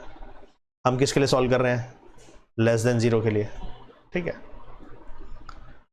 तो डोमेन क्या आ जाएगी, x बिलोंग्स टू, नेगेटिव कहाँ है, -6 से 6, ठीक है। अच्छा, इक्वल टू अलाउड है 0, तो इक्वालिटी है, तो ये हो जाएगी -6 से 6 स्क्वायर ब्रैकेट के अंदर, ठीक है। अच्छा, अब ये तो वही डोमेन की बात। अब रेंज निकालना क्या होता है, रेंज ना काइंड ऑफ ये होता है कि y की डोमेन निकालना। जैसे अगर मैं इस fx को y बोल दूँ तो y equal to 36 minus x square का स्क्वायर रूट, दोनों साइड स्क्वायरिंग कर दो, y square equal to 36 minus x square, यहाँ से एक्स स्क्वायर की वैल्यू निकाल लो 36 माइनस वाई स्क्वायर, एक्स की वैल्यू कितनी आ गई root of 36 minus Y square. अब तुम्हें करना ये होता है कि इसमें y की डोमेन निकालो। इंटरेस्टिंगली क्योंकि ये क्वेश्चन इतना प्यारा है कि इसमें y की डोमेन भी क्या आएगी तुम्हारी सेम -6 से 6, क्योंकि सेम ही क्वेश्चन है, बस देखो x की जगह y आ गया, पर आंसर -6 से 6 नहीं है। क्यों? क्योंकि मैंने तुम्हें अभी बताया था कि स्क्वायर रूट का आंसर हमेशा पॉजिटिव होता है। ये तुम्हें एक एक्स्ट्रा नॉलेज चाहिए यहाँ पे, यानी इसमें जितनी भी नेगेटिव वैल्यूज है वो हटा दो, यानी कि अगर इन दोनों का इंटरसेक्शन लोगे, यानी कि कॉमन रीजन एक्वायर करोगे, तो जो नेगेटिव वैल्यूज है वो हट जाएगी। ठीक है, या दिखाऊं तो ऐसे दिखा देता हूँ, चलो नंबर लाइन पे दिखा देता हूँ। एक सॉल्यूशन कह रहा है हमारा कि 0 से बड़ा होना चाहिए आंसर हमेशा, एक कह रहा है कि -6 से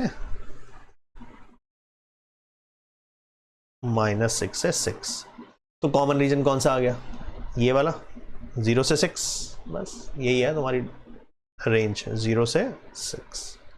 ठीक है, दोनों का इंटरसेक्शन ले लो या दोनों का कॉमन रीजन ढूंढ लिया, -6 से 6, 0 से बड़ा, तो ओवरलैपिंग 0 से 6 के बीच में। ठीक है, फर्स्ट ऑप्शन। चलो नेक्स्ट,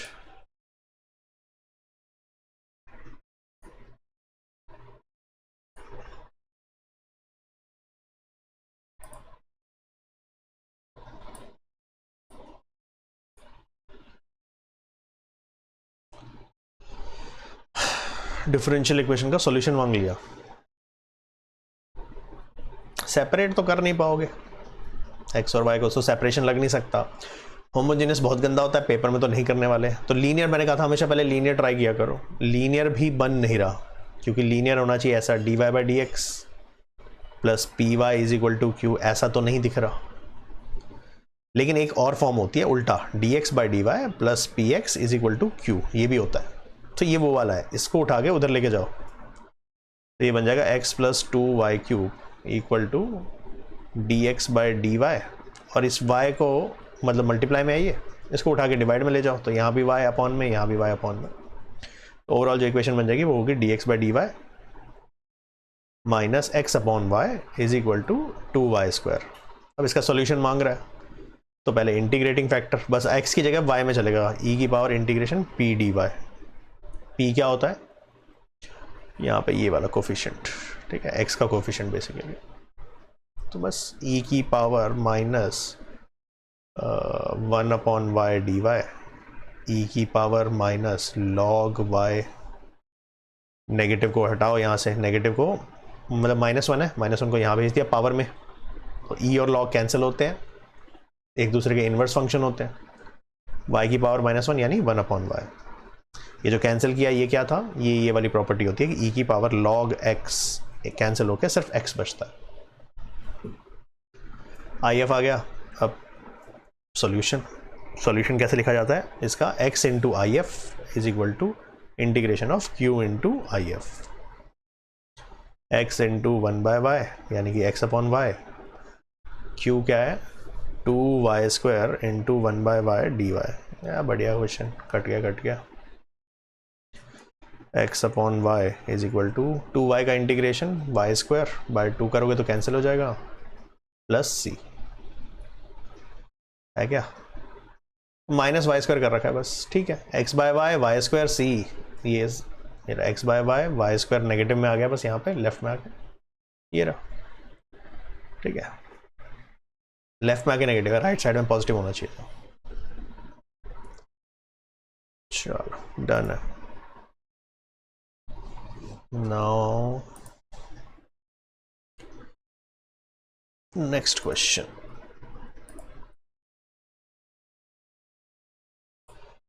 सिस्टम ऑफ इक्वेशन दे दी, चलो सॉल्यूशन नहीं मांग लेता तो वैसे ज़्यादा बेटर था, पता है x y z की वैल्यू डाल के चेक ही तो करना था। यहाँ पर ये बोल रहा है कि ये तुम्हें बताना है कंसिस्टेंट है, इनकंसिस्टेंट है, या कंसिस्टेंट है विद इनफाइनाइट सॉल्यूशन। तो मेन बात है कि सॉल्यूशन होगा या नहीं होगा, पहले तो ये कंक्लूड करना है। तो उसके लिए ए मैट्रिक्स चाहिए। ए कैसे होती है? Coefficient of x y z, तो 1 2 2 2 2 3 और 1 -1 3 1 -1 3, ये ए मैट्रिक्स है।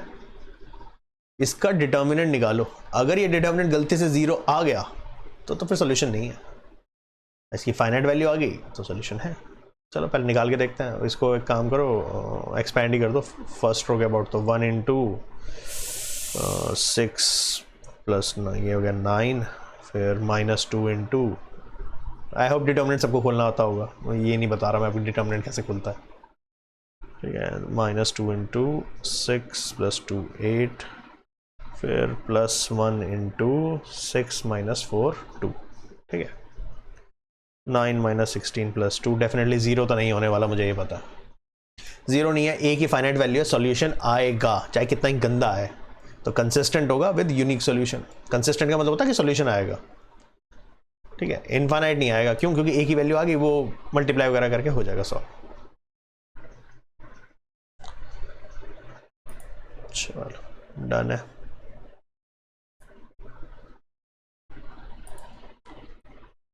नेक्स्ट,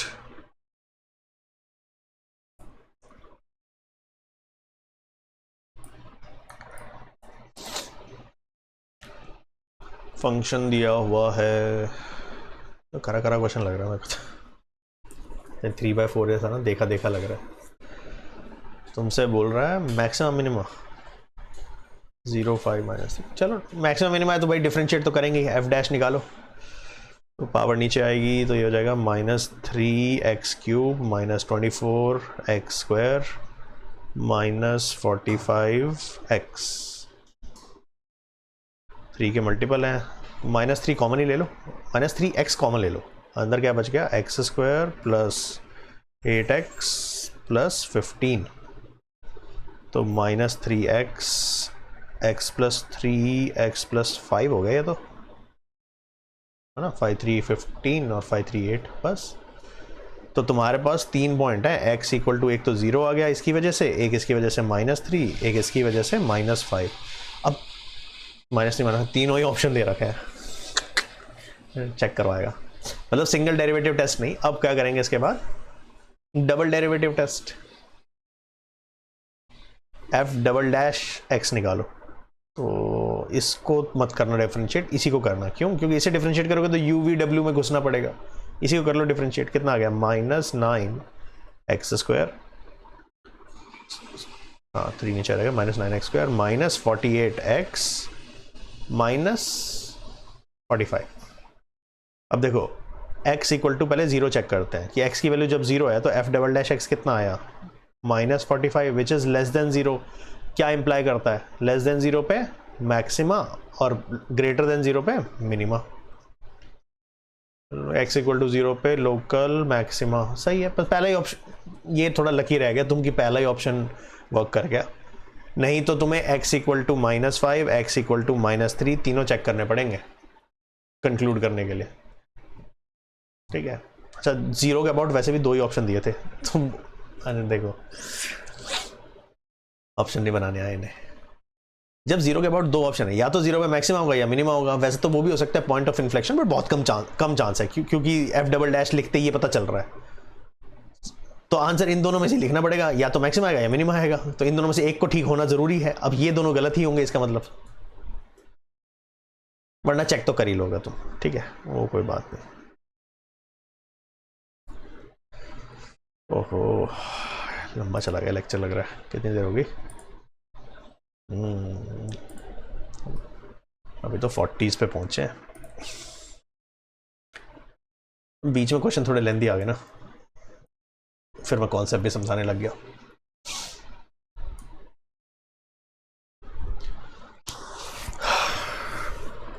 क्या रहा है? Roots of the polynomial quadratic equation फिर से आर नॉट इक्वल। अच्छा भाई, अब इसमें क्या है ना, वो आपको बचपन वाला याद होना चाहिए कि d अगर ग्रेटर देन इक्वल टू 0 हो तो रियल एंड डिस्टिंक्ट रूट होते हैं। अगर d = 0 हो तो रियल एंड इक्वल रूट्स होते हैं। और अगर d लेस देन 0 हो जाए तो इमेजिनरी रूट्स, अब क्योंकि तुम बड़े हो तो तुम्हें पता होना चाहिए, नो रियल रूट या इमेजिनरी रूट्स बोल सकते हैं। इसने बोला है शुड नॉट बी, नॉट के लिए बोल रहा है ना, इक्वल रूट्स के लिए d इक्वल टू 0 होना चाहिए, तो नॉट इक्वल के लिए d should not be equal to 0। तो d का फॉर्मूला क्या होता है, अगर ax square plus b x plus c equation होती है तो d का फॉर्मूला होता है b square minus 4ac। b coefficient of x है, यानी बीच वाले की बात चल रही है, दिस मैं एक काम करता हूँ कैपिटल में लिख देता हूँ, a b c, ये a है, ये b है, ये c है, तो इसको भी फॉर्मूले को भी कैपिटल में लिख देते हैं, बी स्क्वायर माइनस 4ac, यानी कि c माइनस a का whole square minus 4 into b minus c a minus b. इतना गंदा सॉल्व कराएगा क्या? तो पूरे सॉल्व कराने को हो रहा है। ऑप्शन चेकिंग इतनी आसान लग नहीं रही, क्योंकि ग्रेटर देन लेस देन, वैसे तो देखो हमने ये डिसाइड कर लिया कि d not equal to 0 solve करने वाले हैं, तो आंसर भी नॉट इक्वल टू आएगा, ये this should not be equal to 0, जो भी कंडीशन बनेगी समथिंग नॉट इक्वल टू होना चाहिए। अगर इतना समझ में आता है तो पूरा सॉल्व मत करो, इससे काम हो गया, ठीक है।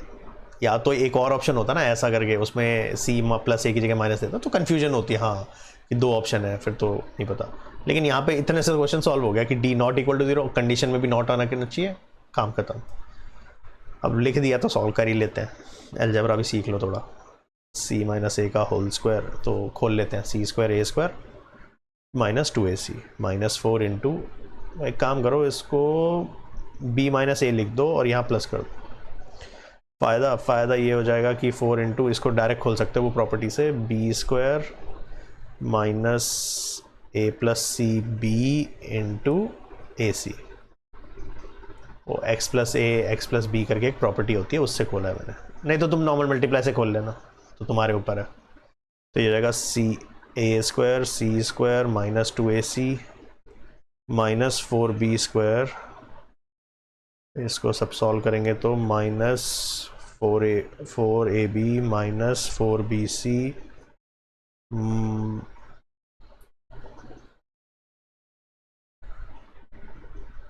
कुछ गलत हुआ क्या? अच्छा sorry, plus 4ab plus 4bc, यहाँ पे गलत हो गया, ये ac है, ठीक है, abc लिख दिया था, माइनस 4, ओ सॉरी क्या कर रहा हूँ, ये तो प्लस हो गया था ना, तो फिर तो सारे साइन सेम रहेंगे, प्लस फिर तो ये भी सेम रहेगा, माइनस 4ab माइनस 4bc, ठीक है, वो नेगेटिव ऊपर चेंज किया था ना, यहाँ चेंज करना भूल गया था मैं, ठीक है, और प्लस 4ac, ये हो गया a square plus 4b square, अब मैं ऑर्डर से लिख रहा हूँ, ए बी सी को ऑर्डर से, प्लस सी स्क्वायर माइनस 2ac, इसको डील कर लो, माइनस 2ac और 4ac को डील कर लेते हैं, तो ये हो जाएगा plus 2ac minus 4ab minus 4bc equal to 0, sorry not equal to 0, not equal to 0, not equal to 0। अब ये जो है ना तुम्हारा 9th का बिल्कुल बेसिक पे आ गया है, इसको 2b का होल स्क्वायर लिखो, ये फिर तुम्हें दिखेगा 2ac, इसे 2 इंटू या माइनस 2b का होल स्क्वायर लिखो, एक सेकेंड मैं ढंग से लिखता हूँ, ये a square plus minus 2b का होल स्क्वायर, अभी बताता हूँ माइनस क्यों आया, plus c square plus 2ac plus 2 into a into minus 2b plus 2 into b into sorry minus 2b into c not equal to 0। देखो चलाया क्या है बताता हूँ, a square b square plus c square 2ab 2bc 2ca, ये set करना है, तो ये क्या बन जाएगा, a plus B plus c का होल स्क्वायर होता है, तो यानी कि a minus 2b plus c का whole square is not equal to 0, इसका मतलब a minus 2b plus c is not equal to 0। आसान अलजेब्रा नहीं था, फर्स्ट टाइम में हो सकता है क्लिक भी ना करे। ये उधर चला जाएगा तो 2b is not equal to a plus c, यहाँ से आया टेढ़ा, गंदा तो था। और इसको तो मैं तो ये कहूँगा कि वो ना द मोमेंट यू डिसाइड कि ये नॉट इक्वल टू की कंडीशन है ना, उतने से कर दो। क्योंकि अगर दो ऑप्शन अगर ये सॉल्व करना पड़ गया तो या तो आपने पहले कर रखा है, मैंने तो पहले करा हुआ है तो मुझे इसलिए पता है, नहीं तो पहली बार तो फंसता है ये एक बार। ठीक है, अच्छा 1 सेकेंड रुको। चलो अब, अरे बाप रे, जल्दी जल्दी ना इजी वाले क्वेश्चन कर लेते हैं एटलीस्ट आपके।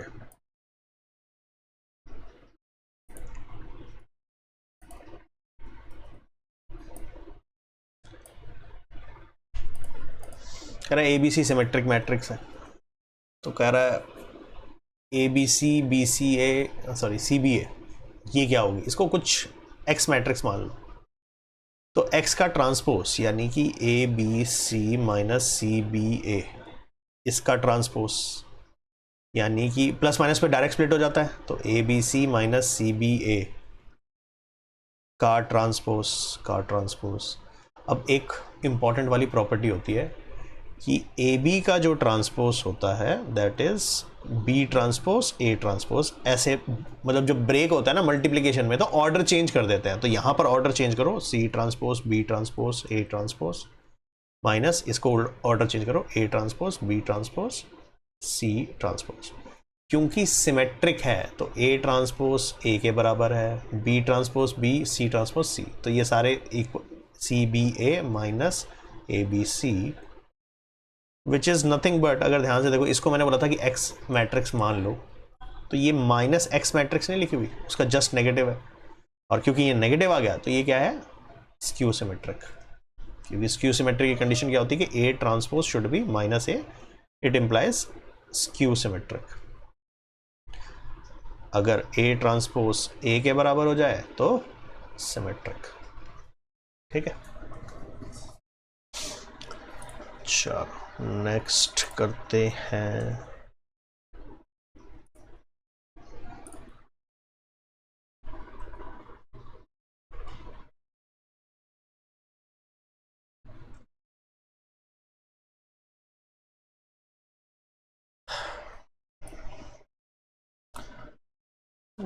टी कॉफी पीपल, ठीक है, वेन डायग्राम से समझाता हूँ, वैसे तो वेन डायग्राम में ठीक ठाक सही होता है क्वेश्चन।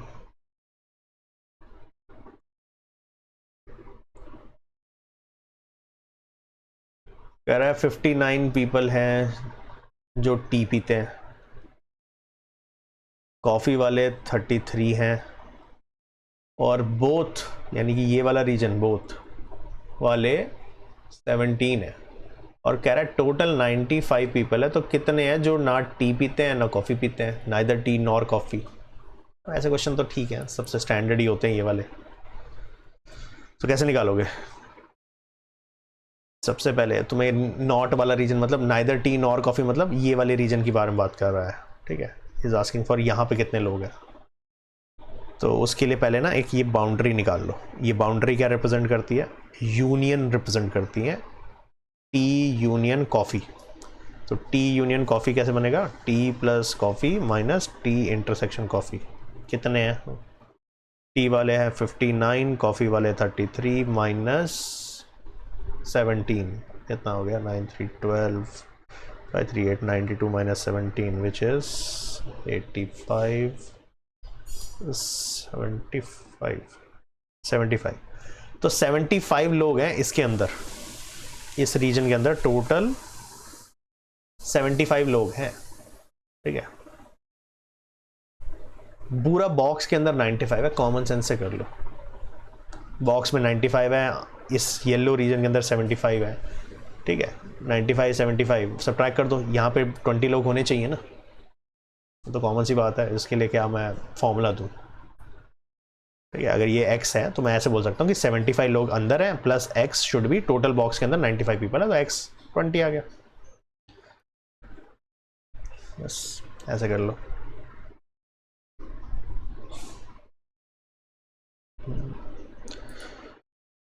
चलो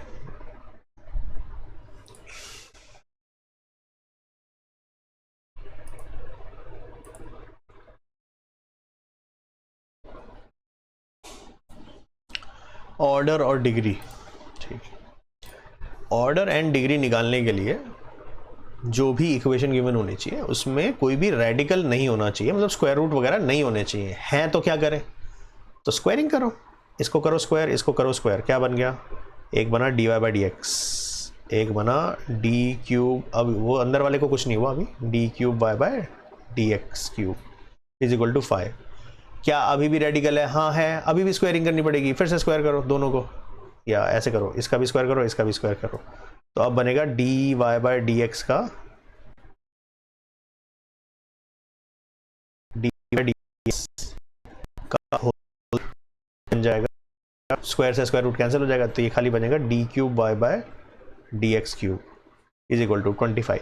और अब तुम इसका ऑर्डर और डिग्री चेक कर सकते हो, वरना उसके बिना चेक नहीं कर सकते, रेडिकल के साथ नहीं करना होता कभी भी, square square root cube cube root कुछ नहीं अलाउड। तो ऑर्डर, सबसे पहले ऑर्डर होता है हाईएस्ट ऑर्डर डेरिवेटिव कितना है, 3।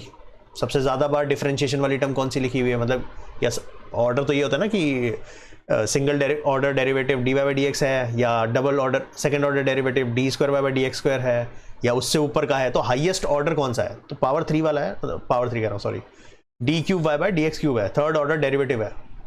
और इसकी जो पावर है, क्या है यहाँ पे पावर इसकी 1, वो डिग्री होती है, ठीक है। ऑर्डर तो हो गया कि किस ऑर्डर का डेरिवेटिव लिखा गया, हाईएस्ट ऑर्डर डेरिवेटिव कौन सा है, थर्ड ऑर्डर डेरिवेटिव है, तो 3 हो गया।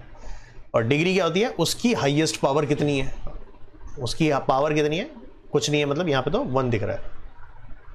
हो सकता है मान लेते हैं, ये मान लो ये d4 बाय डी एक्स 4 होता, तो ऑर्डर 4 हो जाता, और डिग्री इसकी पावर कितनी लिखी हुई है 2, तो डिग्री 2 हो जाती।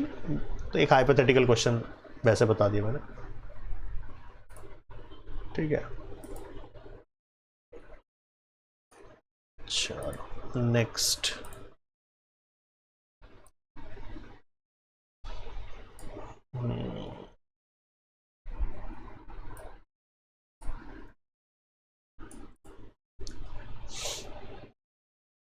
कह रहा है what is the common difference, D पूछ रहे हैं, A2 माइनस A16, क्या बढ़िया है, सब सेट करके दिया है। A22 मतलब A प्लस 21D, A16 मतलब A plus 15D equal to minus 54, क्या चाहिए, सब्ट्रैक्ट करो, A से A हटाओ, 21 माइनस 15 कितना हो गया, 6D is equal to minus 54, D is equal to minus 9। Simple question.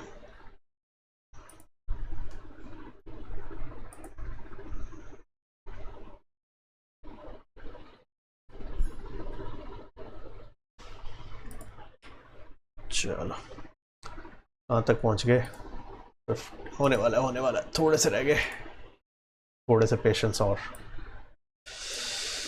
थोड़ा लेंदी तो था ये डिस्कशन, लेंदी ज़्यादा हो गया मेरे को ऐसा लग रहा है। एरिया बिटवीन कर्व्स, दोनों पैराबोला दे दिए,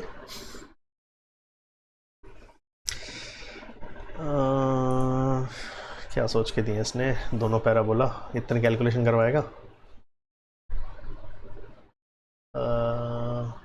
अच्छा, एक पैराबोला पॉजिटिव एक्स स्क्वायर वाला है, तो अगर थोड़ा बहुत अगर पैराबोला पता हो या नहीं पता तो बता देता हूँ कि अगर एक्स स्क्वायर का कोफिशिएंट पॉजिटिव है तो अपवर्ड पैराबोला बनता है, और अगर एक्स स्क्वायर का कोफिशिएंट नेगेटिव हो तो डाउनवर्ड बनता है, ये पता होना चाहिए, तो उससे थोड़ी सी लाइफ, थोड़ा सा कॉन्सेप्ट ईजी हो जाएंगे तुम्हारे यहाँ पे। तो एक पैराबोला अपवर्ड, तो I will create like this, मैंने बना दिया, मेरे को नहीं पता वो एक्स एक्सिस को कट कर रहा है नहीं कर रहा, मैंने बस वैसे ही बना दिया, ठीक है। ओरिजिन से भी पास नहीं कराते, ऐसे कर देते हैं, या एक काम करो तुम कहोगे फिर, ये लो ऐसे बना दिया, ठीक है। और ये डाउनवर्ड पैराबोला है, तो इसको कुछ लेट्स से ऐसे बना दिया, ठीक है। मुझे नहीं पता ये ऐसे, ठीक है। अब एरिया बिटवीन कर्व्स, तो ठीक है फिर तो वैसे तो सोचने में, क्योंकि एग्जैक्टली प्लॉट करने में तो दिक्कत होगी, बट ये समझ में आ रहा है कि ये वाला रीजन निकालना है इनके बीच का, अपर माइनस लोअर, ठीक है, कि ये अपर हो गया, ये लोअर हो गया, है ना। ऊपर में से नीचे वाला माइनस करके वो इंटीग्रेट कर लेंगे, वो तो हो जाएगा। उसके बाद इंटरसेक्टिंग पॉइंट निकालने पड़ेंगे, तो चलो पहले वही सॉल्व करते हैं। इंटरसेक्टिंग पॉइंट के लिए 3x² - x - 3 इक्वल टू, इसको इक्वेट कर दो दोनों को, ठीक है। तो ये हो गया 5x² - 5x - 10 इक्वल टू 0। क्या बढ़िया है, 5 कॉमन, x² - x - 2, तो ये हो गया 5 ब्रैकेट x - 2 x +1 कर लेना, तुम आ जाएगा। तो एक पॉइंट -2 है, एक पॉइंट 1 है, -2 से 1 तक करना है इंटीग्रेट। अब बस सीधा कर लो इंटीग्रेशन, -1 से 2, y अपर माइनस y लोअर। ऊपर कौन है, ये वाला जो डाउनवर्ड बन रहा था वो ऊपर है, इस एरिया के लिए ऊपर है, ठीक है। तो -2x² माइनस नहीं +4x +7 माइनस दूसरा वाला लो डाउनवर्ड नीचे जो लोअर है, ठीक है, लोअर वाला ग्राफ अपवर्ड वाला पैराबोला था, तो -3x², या साइन चेंज कर ही देते हैं, 3x² + x + 3, और इंटीग्रेट ना इसको बाद में करना, पहले सॉल्व ही कर लो साथ में। तो ये -5x² +5x +10 ही बन रहा है। अच्छा, उसका जस्ट ऑपोजिट बना है पिछले वाले का। इंटीग्रेट, अरे यार कर लो अब तुम, -5 बाहर, x³/3, इंटीग्रेशन की लिमिट -1 से 2, 5/2 x² -1 से 2, और एक बच गया ना 10x -1 से 2। सॉल्व करते हैं, तो ये हो गया -5, 2 का क्यूब हो गया 8, -1 का हो गया -1, 9/3 +5, 4 - 1 3, और ये हो गया 2 - -1, तो 3 यानी 30 हो जाएगा ना, डायरेक्ट लिख रहा हूँ, कैंसिल हुआ, -15 + 30, तो 15 + 15/2, 30 + 15/2 विच इज 45/2, ठीक है, ये आ गया। चलो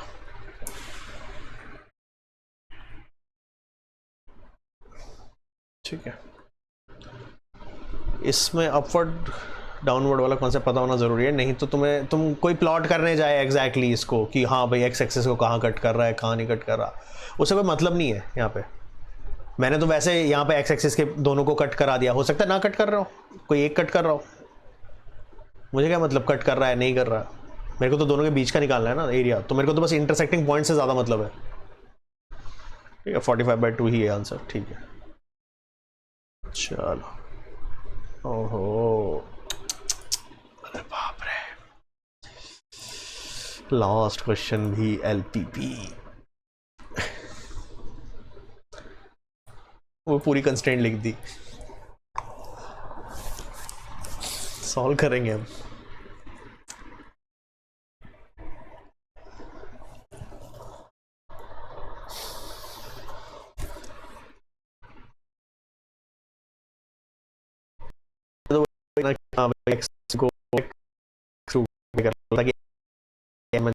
हो जाता है, ठीक है, और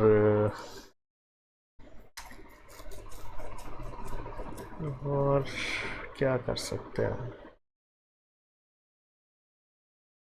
थोड़ा सा ड्रॉ करना चाहिए बिना उसके ना, रिस्की ज़्यादा है, पॉइंट्स तो अलग अलग हैं बट अच्छा देखो मिल गया। एक तो है कि हाँ पूरा सॉल्व कर लेंगे, वो सब कर लेना, मैं एक करा चुका हूँ ऊपर वाला, अब वापस नहीं कर रहे हम, ठीक है, अब नहीं सॉल्व करेंगे। देखो कंस्ट्रेंट 2 है, लाइन 2 बनेगी, ठीक है, ऐसे करके जैसे बना दिया, ऐसे और ऐसे, लेट्स से ऐसे कुछ, ठीक है। अज्यूम कर रहा हूँ मैं, ऐसे बन रहा, मेरे को नहीं पता बन रहा नहीं बन रहा। पॉइंट इज कॉर्नर पॉइंट, एक तो इंटरसेक्टिंग पॉइंट आएगा, उसके अलावा अगर कॉर्नर पॉइंट्स और आए, अगर और आए तो वो 0, समथिंग या x, ये 0,10 या 10,0 5,0 ऐसा करके कुछ होगा।